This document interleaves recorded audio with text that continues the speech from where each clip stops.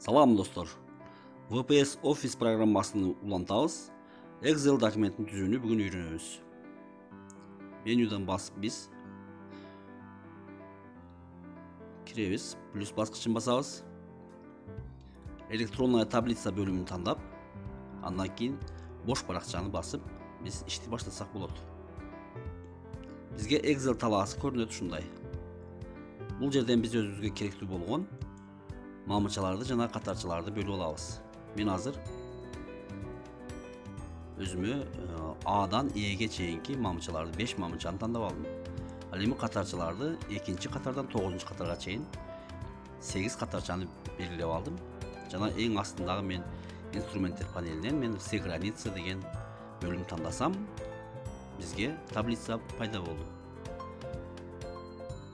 Эми мен бул жерге окуучулардын аттарын жазышым керек. Ошон үчүн мамычалардын А мамычасын кыскартып атам мен. Буга мен катар номер жазам.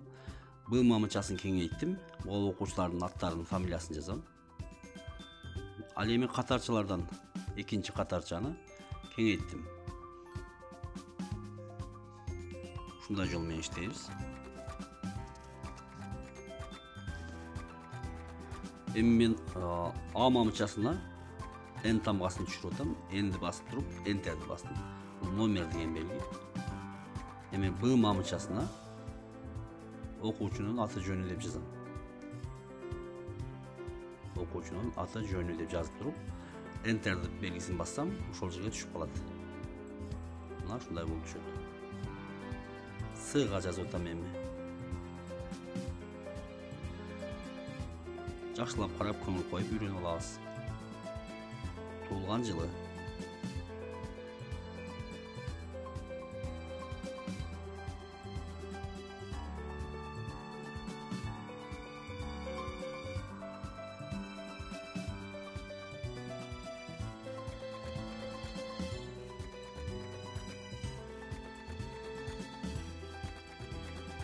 Кийинки мамычага жазабыз, Д'га.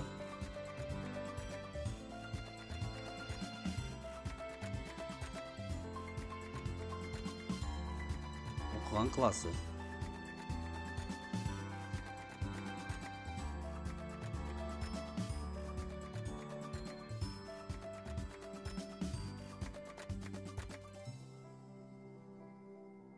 Кийинки Е мамычасына Дареги деп жаздым мен. Ошондо эң үстүндөгү биринчи бөлүм же болбосо 2-чи катарча толук жазылып бүттү.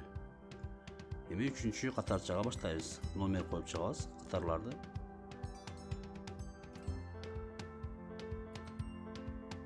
Мында ошол эле жол менен номерди жазып, Enter'ди бассак түшө берет.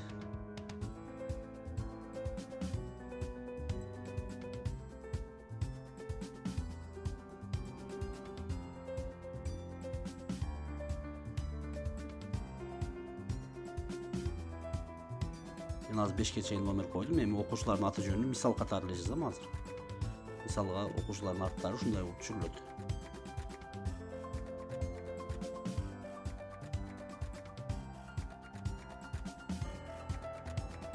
Алиев.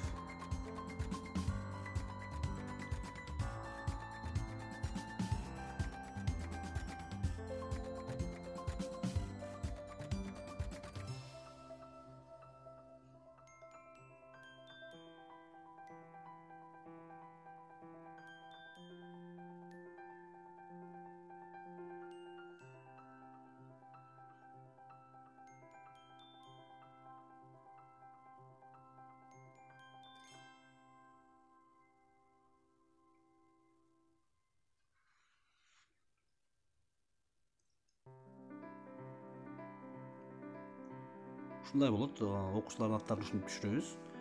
Туулган жылын дагы жазып коем, бир экөөсүн.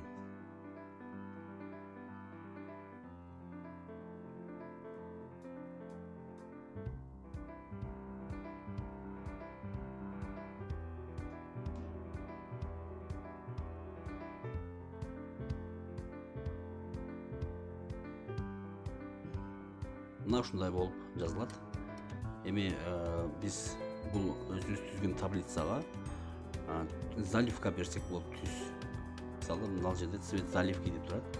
Ошол бөлүмдү басып туруп, мына түстү тандасак, ошондой түс менен боелуп калат. Оранжевый цвет менен мен азыр заливка берип атам.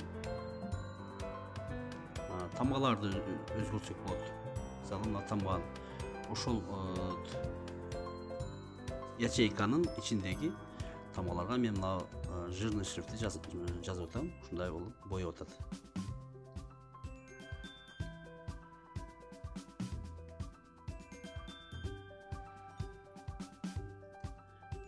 Ячейканы белгилейбиз, жана ушул Б деген тамганы бассак, ошо жирный шрифт менен эми боесак болот. Мына цвет текста деген менен биз балдардын фамилияларын боеп, мисалы Алиев деген мен азыр көк менен боедум.